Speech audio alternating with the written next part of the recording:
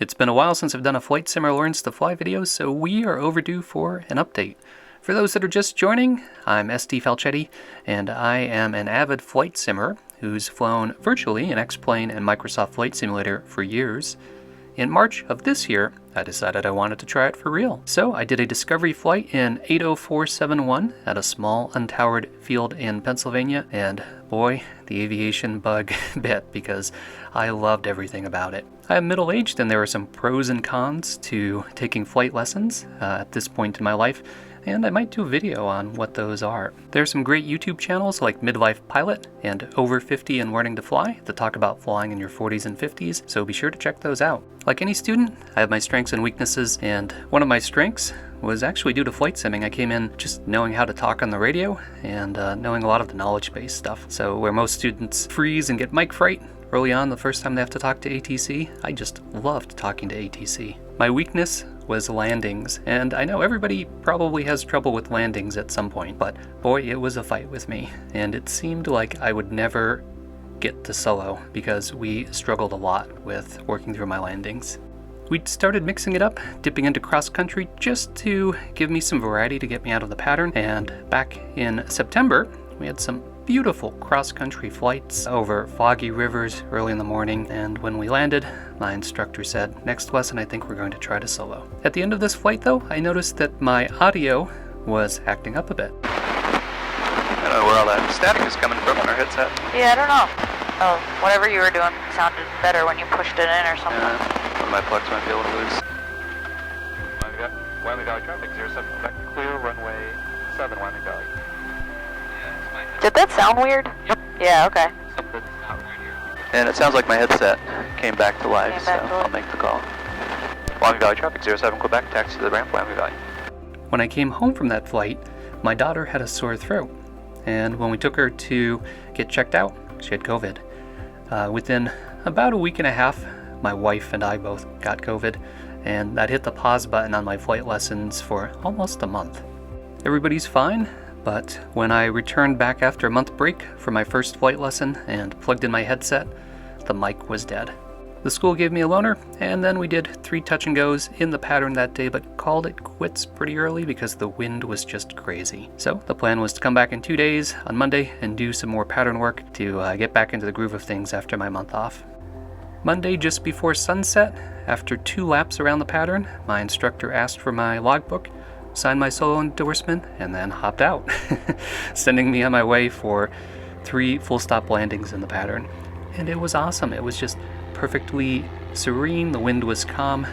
There were 1 or 2 other planes that showed up while I was doing my circuit, but I pretty much had the airport to myself. Both my original instructor and my current instructor were waiting for me on the ramp when I landed, and they snapped this picture right after I shut down the aircraft.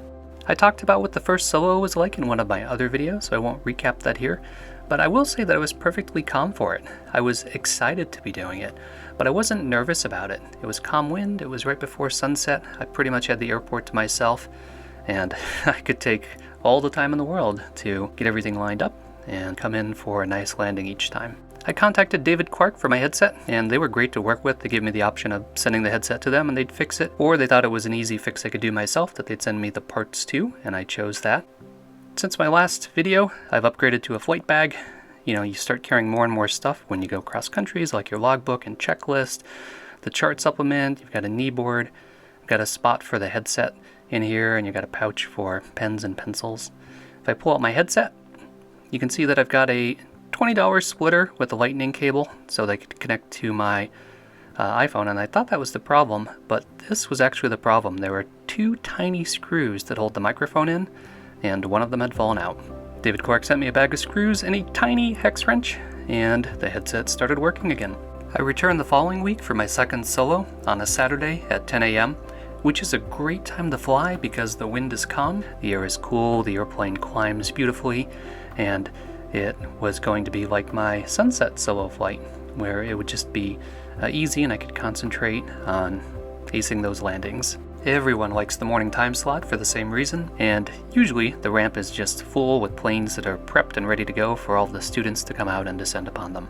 And there were a lot of planes on the ramp, although I didn't see a lot of students out and about at the time. Like last week, winds were calm, everything was great, When we did our first 2 laps, there was one other plane in the pattern, which was nice and easy to manage. So when she hopped out to send me on my solo, that's the picture we had. However, from the time I took off to turn crosswind, everything changed.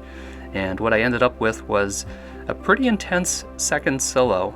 I've got cockpit audio for this, along with CloudAhoy 3D visualizations, so I'll play some of the clips from that so you can get a sense of what it was like.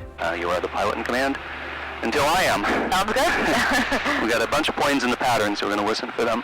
And one of them left. Yeah, I think actually 2 of them left. Okay. Wyoming Valley, 2 Golf Charlie, starting a left cross turn runway 25 Wyoming Valley. And eventually he's probably leaving the pattern because he's on a stage check, so. Okay. Well, I'd love to have the pattern to myself. 471 is clear of 25, and again, 471's going to be a second solo to a full stop. 3 to a full stop. Sharing around here. Okay. Are you feeling good? Yeah. Good. It's beautiful out. Have fun. It is. What's the most important thing in an airplane? Airspeed. There you go. 3 miles to the direct west now. We're going to stay west of the Clouds Valley due to a straight downwind entry for runway 25, Wyoming Valley. Wyoming Valley traffic, 471, back taxi runway 25 for departure, remaining in the pattern, student pilot solo. Hey, traffic over Center City, we're looking for you. Where are you at? We're right over Market Street Bridge, 2,500.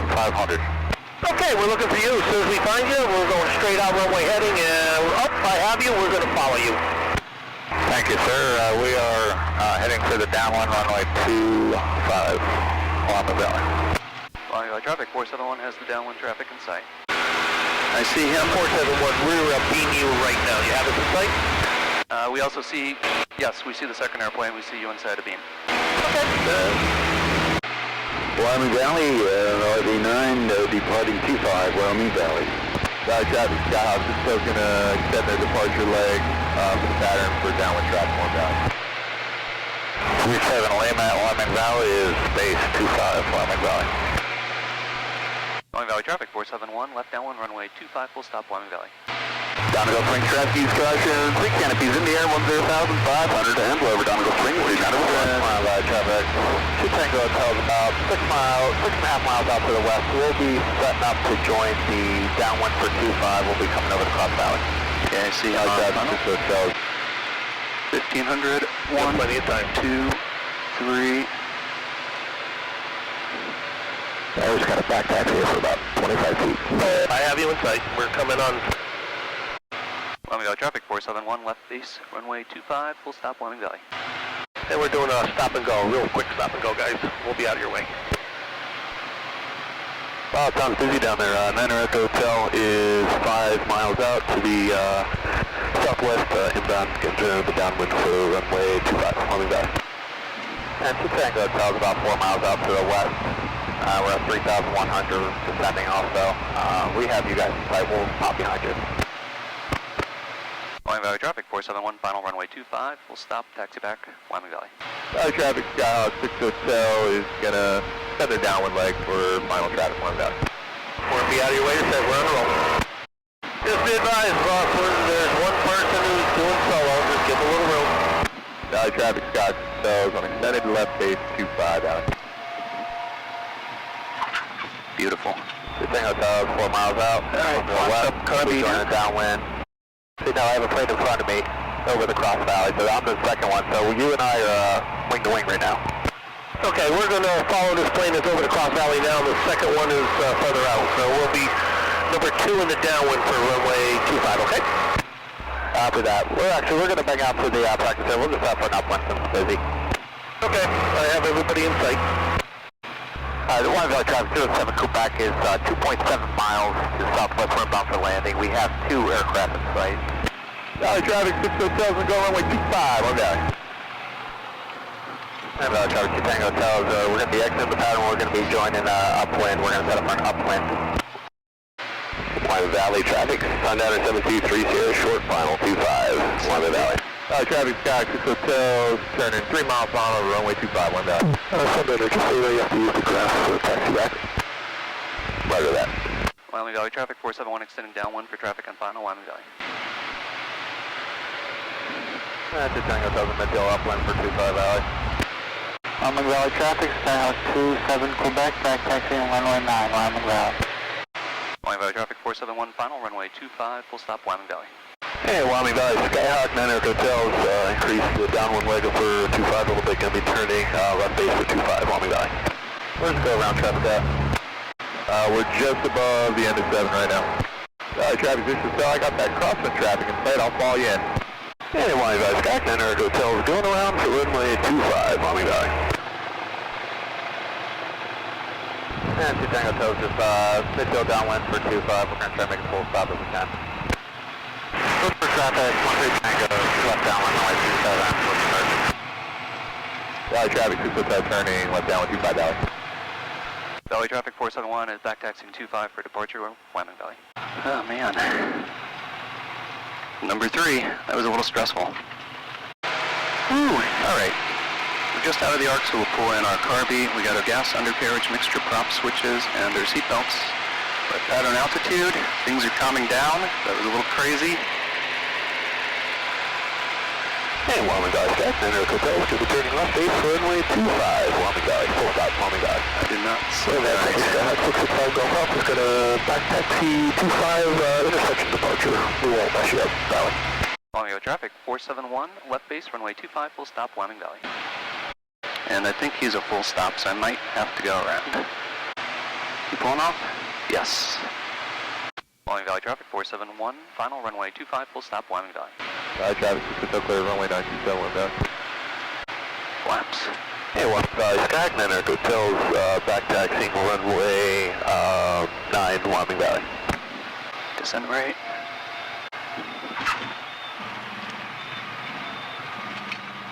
And we survived. Whew. I'm talking to myself here. I wasn't nervous the first of all, but that was a lot of traffic to try to listen to and deal with. I think it showed in my landings. I was a little frazzled. Our lack of taxiways while the airport's under construction isn't helping. Valley, where do you want 471? Wherever you guys can fit would be great. Good question. Tom, you can go near the pumps if that's kind of all you're finding down there.